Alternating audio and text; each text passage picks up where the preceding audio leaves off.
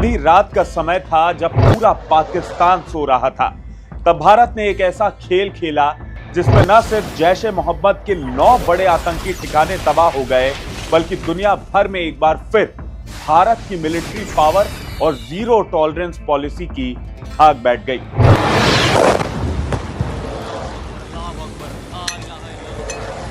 7 मई 2025 को शुरू हुआ ऑपरेशन सिंदूर, एक ऐतिहासिक सैन्य हमला जिसने साबित कर दिया कि भारत अब अपने ऊपर किसी भी हमले को बर्दाश्त नहीं करेगा। इस हमले में भारत ने अपनी मिलिट्री पावर का पूरा प्रदर्शन किया। स्कैल्प, हैमर, ब्रह्मोस और स्पाइस 2000 जैसी जानलेवा मिसाइल्स का इस्तेमाल किया गया।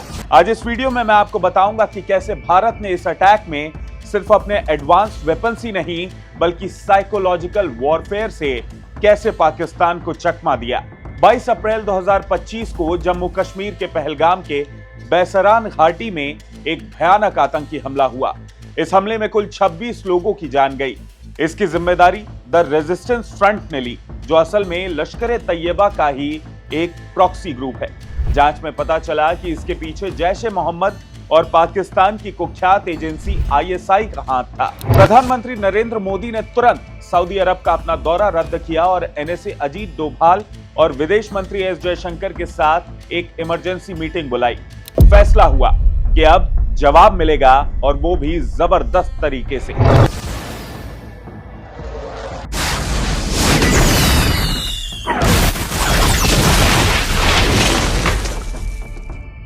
7 मई की रात को भारतीय वायुसेना के राफेल फाइटर जेट्स ने ऑपरेशन सिंदूर के तहत पाकिस्तान और POK के 9 आतंकी ठिकानों पर हमला कर दिया।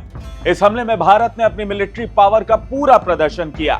इस हमले में स्कैल्प, ब्रह्मोस, स्पाइस 2000 के साथ ही पोपाई और सुदर्शन जैसे जानलेवा हथियारों का इस्तेमाल किया गया।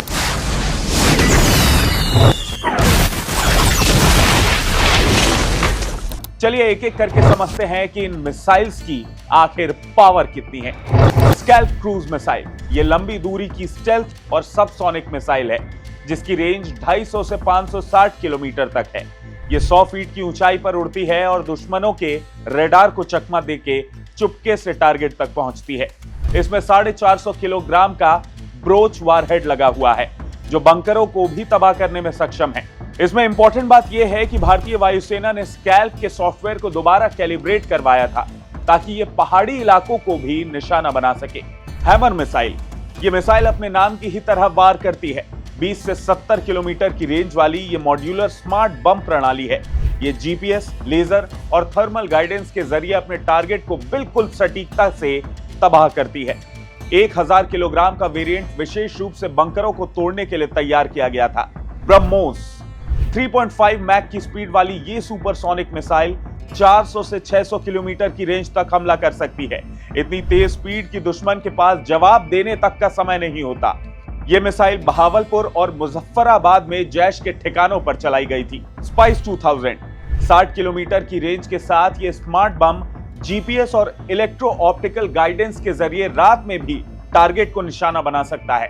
यह मिराज 2000 जेट से तैनात किया जाता है। इसके साथ ही पोपाई और सुदर्शन।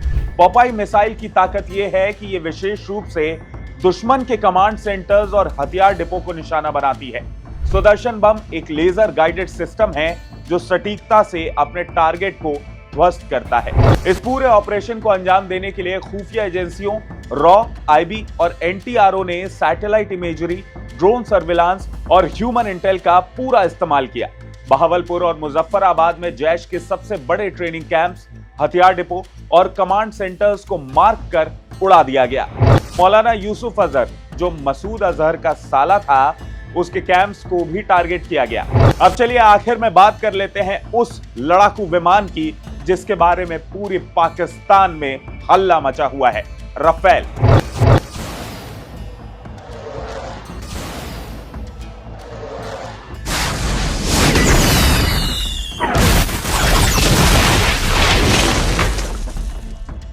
राफेल एक 4.5 जनरेशन का मल्टी रोल फाइटर जेट है। यह 2202 किलोमीटर प्रति घंटे की रफ्तार से उड़ सकता है। इसे एक एग्जाम्पल से समझिए।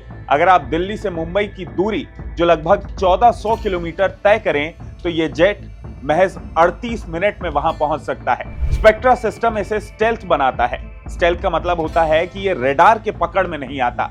इसके साथ ही AESA रेडार से इसे लॉन्ग रेंज ट्रैकिंग की सुविधा मिलती है और एयर टू एयर रिफ्यूलिंग के जरिए ये फाइटर जेट कितनी भी दूर तक एक्शन में रह सकता है।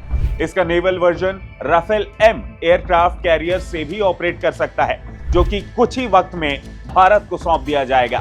ऑपरेशन सिंदूर सिर्फ एक मिलिट्री स्ट्राइक नहीं था, ये एक साइकोलॉजिकल वॉरफेयर भी था। पहले भारतीय सेना ने अनाउंस किया कि वो राजस्थान के बॉर्डर के अलोंग साइड एक एयर एक्सरसाइज करेगी।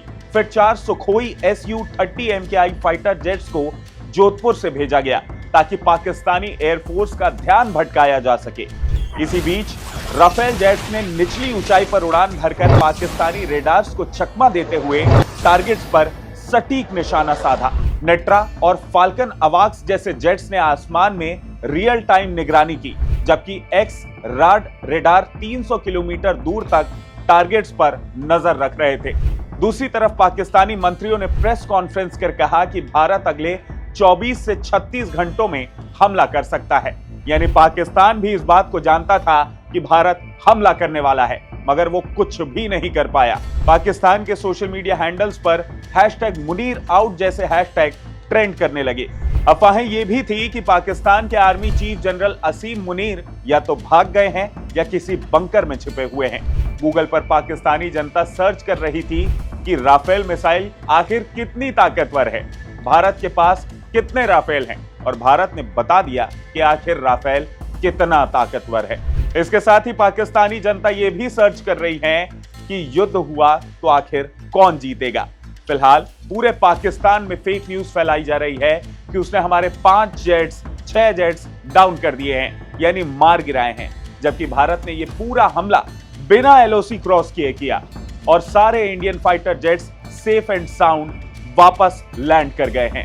ऑपरेशन सिंदूर ने यह साफ कर दिया कि भारत की ताकत को नजरअंदाज करना दुश्मनों के लिए जानलेवा साबित हो सकता है। फिलहाल आज के लिए इस वीडियो में इतना ही। अगर आपको ये वीडियो पसंद आया हो तो इसे लाइक करें, शेयर करें और हमारे चैनल खबर बेबाक को सब्सक्राइब करना ना भूलें। जय हिंद।